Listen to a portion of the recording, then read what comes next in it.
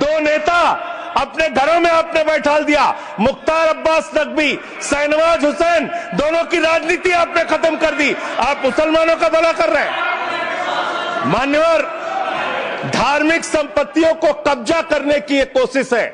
इसलिए इस बिल पर न हिंदू को खुश होना चाहिए, न सिख को खुश होना चाहिए, न ईसाई को खुश होना चाहिए, न जैन को खुश होना चाहिए, न बौद्ध को खुश होना चाहिए, क्योंकि नंबर सबका आएगा। और आज वक्फ की संपत्तियां कब्जा करके आप अपने दोस्तों को देंगे, कल गुरुद्वारे की संपत्तियां कब्जा करके आप अपने दोस्तों को देंगे। ये राम मंदिर में घोटाला करने वाले लोग हैं सर।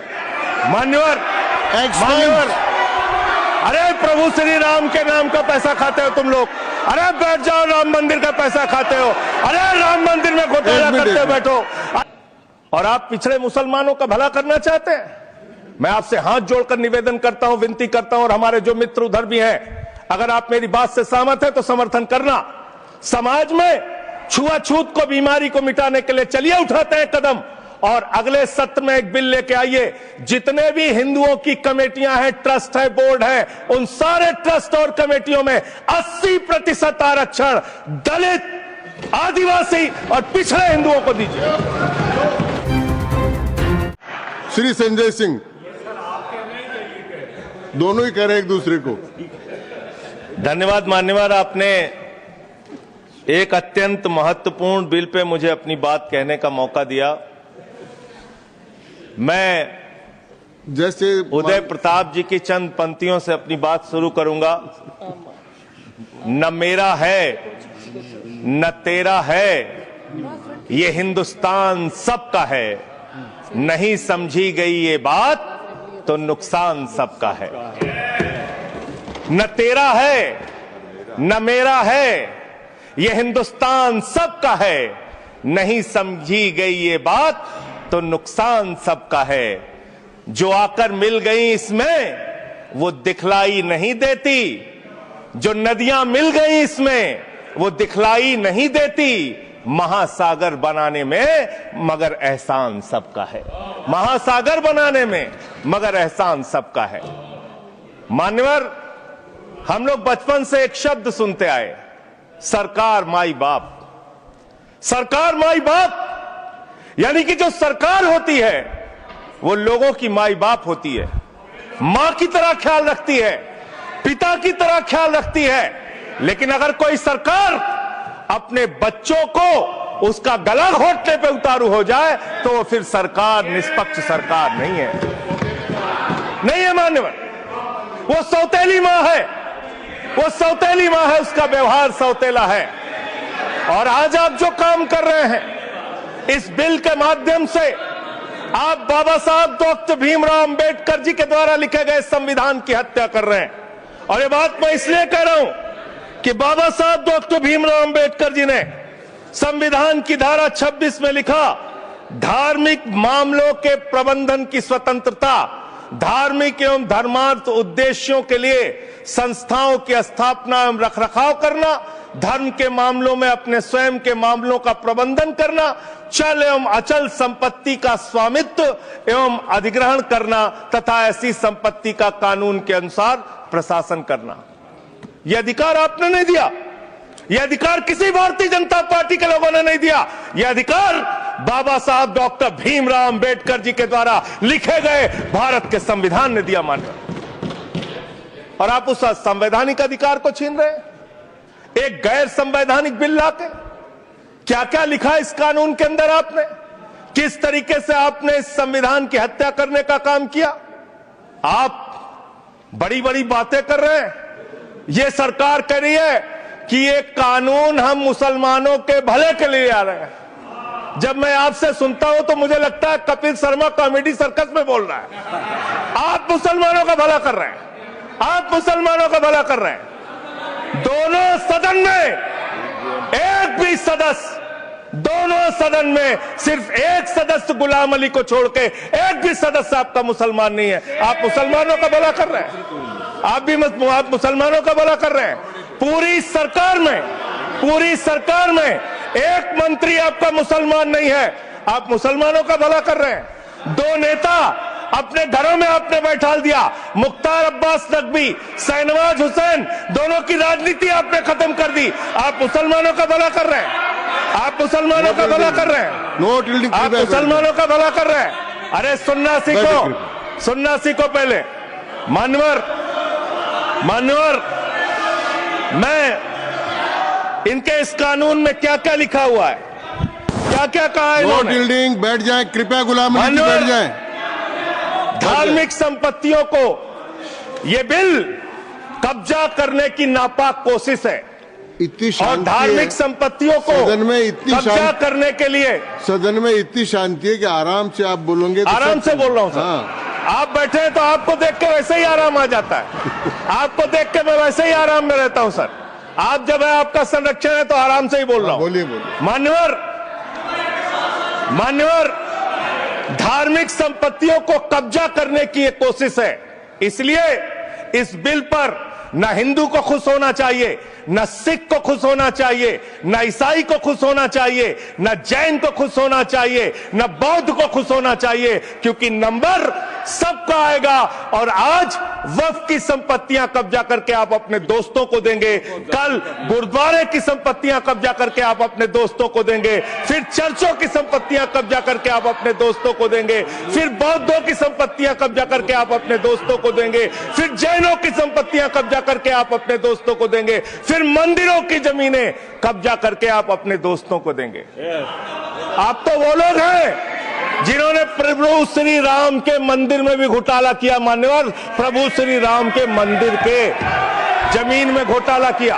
मैं कागज दूंगा सर, मैं कागज दूंगा। कर दिया मैंने। ये लोग राम मंदिर में घोटाला करने वाले लोग हैं, राम मंदिर की जमीन का चंदा खाने वाले लोग हैं सर। ये लोग 2 करोड़ की जमीन 5 मिनट में 18 करोड़ में बेची सर इन लोगों ने। 16.5 करोड़ का घोटाला किया, 18.5 करोड़ में जमीन बेची। ये राम मंदिर में घोटाला करने वाले लोग हैं सर। मान्यवर, अरे प्रभु श्री राम के नाम का पैसा खाते हो तुम लोग। अरे बैठ जाओ, राम मंदिर का पैसा खाते हो। अरे राम मंदिर में घोटाला करते हो, बैठो। अरे राम मंदिर का चंदा खाते हो। अरे चंदा चोरो बैठो, चंदा चोरो बैठो, चंदा चोरो बैठो, बैठो चंदा चोरो बैठ जाओ। चंदा चोर हो तुम लोग चंदा चोर हो तुम लोग।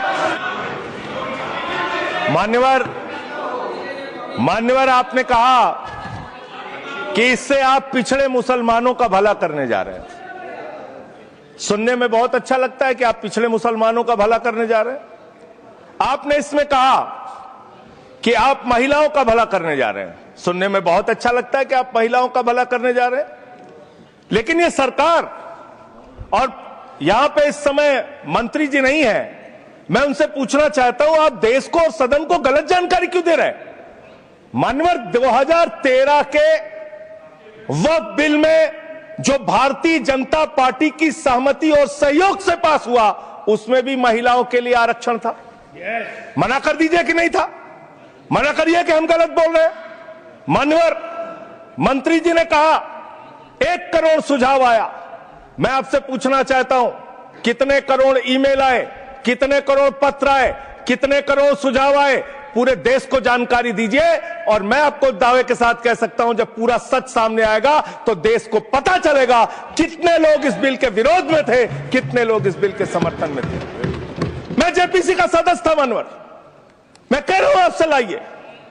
और आप पिछड़े मुसलमानों का भला करना चाहते हैं, मैं आपसे हाथ जोड़कर निवेदन करता हूं, विनती करता हूं, और हमारे जो मित्र उधर भी हैं, अगर आप मेरी बात से सहमत हैं तो समर्थन करना। समाज में छुआछूत को, बीमारी को मिटाने के लिए चलिए उठाते हैं कदम, और अगले सत्र में एक बिल लेके आइए। जितने भी हिंदुओं की कमेटियां हैं, ट्रस्ट है, बोर्ड है, उन सारे ट्रस्ट और कमेटियों में 80% आरक्षण दलित, आदिवासी और पिछड़े हिंदुओं को दीजिए। मैं समर्थन करूंगा आपका, माला पहनाऊंगा आपको। आप पिछड़ों का भला करने की बात करते हैं, आप दलितों का भला करने की बात करते हैं। आपकी मातृ संस्था आरएसएस 100 साल तक आपने एक भी दलित, पिछड़ा और आदिवासी, एक भी महिला को आज तक आरएसएस का प्रमुख नहीं बनाया। आप दलितों और पिछड़ों और आदिवासियों की आरएसएस के बारे में भला करने की बात करते हैं। माननीय इस बिल में क्या लिखा है? आप जो भी बातें इस विधेयक के अलावा बोलेंगे उन सबको मैं एक्सप्लेन सर, ये करूंगा। क्या उसमें सत्य नहीं है? क्या ये सच नहीं है? सर, मेरा टाइम रोका जाए। और सर, बिल के बारे में बात करते हैं। माननीय मंत्री जी ने कहा आज आप इस बिल को पास कर रहे हैं, आज आपका सीना चौड़ा हो रहा है, आपको लग रहा है एक धर्म के अधिकार को आप छीन रहे हैं। नहीं, कल को आप सभी धर्मों की धार्मिक संपत्तियां छीन के आप अपने दोस्तों का देने का काम करेंगे। मैं फिर इसको दोहरा रहा हूं और फिर इसको कह रहा हूं कि आप ये करेंगे, धार्मिक संपत्तियों के कब्जा करने का काम करेंगे। और किसी गलतफहमी में मत रहिए। आपको लोकसभा के चुनाव में मात्र 36% वोट मिला है। इस देश की 64% आबादी आज भी आपके खिलाफ है, आज भी आपके खिलाफ खड़ी है। किसी गलतफहमी में मत रहिए। बड़ी बड़ी सत्ता उखड़ गई और चली गई। मान्यवर, आपने इसमें लिखा बिल के अंदर कि वक्फ कमेटी के अंदर गैर मुसलमान इसका सदस्य बन सकता है। आप क्या गुरुद्वारा कमेटी के अंदर गैर सिख को मेंबर बना सकते हैं? क्या ईसाई कमेटी के अंदर गैर ईसाई को सदस्य बना सकते हैं? क्या बौद्धों की कमेटी के अंदर गैर बौद्ध को, क्या जैनों की कमेटी के अंदर गैर जैन को आप मेंबर बना सकते हैं? और इतना ही नहीं, क्या आप हिंदुओं के ट्रस्ट में, मंदिर के ट्रस्ट में आप क्या गैर हिंदू को मेंबर बना सकते हैं? नहीं बना सकते, नहीं बना सकते। आप एक झूठ फैला रहे हैं देश भर में, देश भर में झूठ फैला रहे हैं। आप कह रहे हैं ये मैं पढ़ रहा हूं राम मंदिर का, सर, राम मंदिर ट्रस्ट। झूठ शब्द असंसिद्धि है, जो असंसिद्धि शब्द उनको निकाल दीजिए। सत्य से परे, सत्य से परे। सर, ये प्रभु श्री राम के मंदिर का ट्रस्ट, मैं इसका समर्थन करता हूं। नहीं, आप सर, मैं इसका समर्थन कर रहा हूं। ये सब्जेक्ट नहीं है सर, समर्थन कर रहा हूं। सुन तो लीजिए, आप कहे से नहीं सुनूंगा। डिस्ट्रिक्ट मजिस्ट्रेट प्रोसीडिंग में नहीं आएगा। सर, मेरी बात तो बिल्कुल नहीं आएगा। सर, मेरी बात सुन लीजिए। घनश्याम जी प्लीज, चेयरमैन साहब, district magistrate of Ayodhya will be ex officio trustee who will be a practising Hindu. If the DM is not Hindu, then additional district magistrate will be an ex officio member of the trust. हम इसका समर्थन करते हैं sir. Hindu धर्म के trust में हिंदू को member होना चाहिए, आपने लिखा, हम इसका समर्थन करते हैं। लेकिन आप दूसरे धर्मों के ऊपर कह रहे हैं। कल को आप गुरुद्वारा कमेटियों में कहेंगे सिख नहीं, दूसरे धर्म के लोग इसमें आएंगे। कल को आप जैन कमेटियों में घुसड़ेंगे, बौद्धों की कमेटियों में घुसड़ेंगे। ये बात गलत है, ये पूरी तरीके से गलत है। और आज पूरे देश को आप बताइए, मान्यवर, पूरे देश को आप बताइए, 2009 में आपने अपना घोषणा पत्र जारी किया था, मैनिफेस्टो। ये मैनिफेस्टो आपका लेके आया हूं, ये तो आपका डॉक्यूमेंट है, मेरे घर नहीं बना। इस मैनिफेस्टो में लिखा है इन्होंने कि 2009 के मैनिफेस्टो में लिखा है कि वक्फ की जमीनों पर जो अवैध कब्जे हुए हैं, KR रहमान की कमेटी की रिपोर्ट के हिसाब से हम मुस्लिम धर्म गुरुओं के साथ बातचीत करके उसको खाली कराने का काम करेंगे। कितना दोहरा चरित्र है आपका। आपने कहा वक्फ की जमीनों को खाली कराने का काम करेंगे जिसपे कोई और कब्जा कर रखा है। मान्यवर, एक और बात, सुप्रीम कोर्ट के अंदर आप कह रहे हो कागज चाहिए, कागज चाहिए। मंत्री जी ने कहा कागज चाहिए। मंत्री जी, आपको कागज की बहुत जरूरत होती है, कागज आपको चाहिए। आपकी सरकार ने 2020 में, ये पूरे देश को देखना चाहिए, पूरे देश को सर, 2020 में मैं जेपीसी का मेंबर था, एक कागज वहां मिला हमें 2020 में सुप्रीम कोर्ट में। सर, आप, मेरी बात नहीं आ रही सर, सर मेरी बात नहीं आ रही। 2020 में मान्यवर, इस भारत की सरकार ने, मोदी जी की सरकार ने शपथ पत्र दिया सुप्रीम कोर्ट में। से क्या लिखा हुआ है? 99% वक्फ की संपत्तियां डिजिटाइज हो चुकी हैं। मुख्तार अब्बास नकवी साहब आपके मंत्री थे, उनका बयान है 100% वक्फ की संपत्तियां डिजिटाइज हो चुकी हैं। तो जब आप सारी संपत्तियां डिजिटाइज कर चुके हैं, सब कुछ ऑनलाइन कर चुके हैं वामसी पोर्टल में, सारे कागजात जांच चुके हैं, तो क्या आप फसाद कराने के लिए फिर से कागज मांग रहे हैं? फसाद कराने के लिए आप फसाद कराने के लिए कागज मांग रहे हैं? आप फसाद कराने वाले हिंदू हैं, हम सौहार्द फैलाने वाले हिंदू हैं। यह बुनियादी फर्क है, यह बुनियादी फर्क है आप में। आप देश भर में फसाद, नफरत, लड़ाई, झगड़ा कराने का काम करते हैं। मान्यवर, मैं अंत में आप लोगों से सिर्फ एक ही बात कहना चाहता हूं कि आज सच्चर कमेटी की रिपोर्ट की बात कही गई और कहा गया 12,000 करोड़ की आमदनी हो सकती थी। एक सुझाव मैं पूरे सदन की तरफ से इस सरकार को देना चाहता हूं। 12,000 करोड़ की आमदनी की चिंता है वक्फ की, करोड़ों मुसलमानों की चिंता है आपको। एक अपने दोस्त को पकड़ के लाइए, नीरव मोदी को 20,000 करोड़ वसूलिए, 12,000 करोड़ वक्फ को दीजिए, 8,000 करोड़ अपने पास रखिए। 8,000 करोड़ का आपको मुनाफा होगा, 12,000 करोड़ वक्फ को दे दीजिए, करोड़ों मुसलमानों का भला हो जाएगा। मान्यवर, अंतिम बात कह के आपने कहा सच्चर कमेटी की रिपोर्ट से 12,000 करोड़ की आमदनी की बात कही गई है। अर्ध सत्य मत बोलिए, पूरा सत्य बोला कीजिए। सुविधाजनक सत्य मत बोलिए, पूरा सच बोला कीजिए। मंत्री जी, इसमें लिखा हुआ है सच्चर कमेटी की रिपोर्ट में कि भारत की सरकार ने, राज्यों की सरकार ने अलग अलग राज्यों में, अलग अलग जगहों पे 365 वक्फ की संपत्तियां कब्जा कर रखी हैं। आप उसके बारे में नहीं बताते, आप अर्ध सत्य बोलते हैं। मैं तो जेपीसी का मेंबर रहा हूं, मुझे सब पता है। तो इसलिए मान्यवर, आप फैला रहे हैं झूठ। ट्रिब्यूनल के फैसले, बस खत्म सर, खत्म। असत्य, सत्य से परे मान्यवर, सत्य से परे मान्यवर। ट्रिब्यूनल के लिए आप कह रहे हैं उसको अपील नहीं की जा सकती। हाई कोर्ट का फैसला ट्रिब्यूनल के फैसले के खिलाफ आया है, सुप्रीम कोर्ट का फैसला ट्रिब्यूनल के फैसले के खिलाफ आया है। आपने कहा 5 साल का प्रैक्टिसिंग मुस्लिम होना चाहिए। कैसे प्रैक्टिसिंग मुस्लिम तय करेंगे सर? आप क्या मुसलमानों के घर में सीसीटीवी का कैमरा लगाएंगे? कौन नमाज पढ़ रहा है, कौन नमाज नहीं पढ़ रहा है, कौन मुसलमान है, कौन मुसलमान नहीं है? आपने मान्यवर ऐसे प्रावधान इसमें रखे हैं जो बड़े अजीब हैं, जो अपने आप में ये बताते हैं कि आपकी मंशा सिर्फ देश में झगड़ा कराने की है, नफरत फैलाने की है, फसाद कराने की है। आपकी मंशा कहीं भी मुसलमानों का या किसी वर्ग का भला करने की नहीं है। बस एक अंतिम बात कह के अपनी बात समाप्त करूंगा। ये काम आपने देश के अंदर बहुत अच्छा शुरू कर दिया। आप एक काम करते हैं, देखो मुसलमानों को ठीक कर रहा हूं, दूसरी तरफ महंगाई बढ़ रही है, नुकसान हिंदुओं का।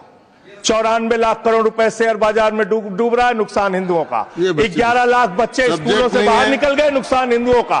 तो मुसलमानों को ठीक करने के नाम पर आप नुकसान देश के करोड़ों हिंदुओं का भी कर रहे हैं। इसलिए ये सब बातें करके देश में आप नफरत फैला के ये सब झगड़े फसाद के काम मत कीजिए। और अंत में आपसे एक ही बात कहना चाहता हूं, अभी भी वो मौका है इस बिल को, जो गैर संवैधानिक है, जो बाबा साहब के संविधान के खिलाफ है, इसको वापस लीजिए। धन्यवाद। श्री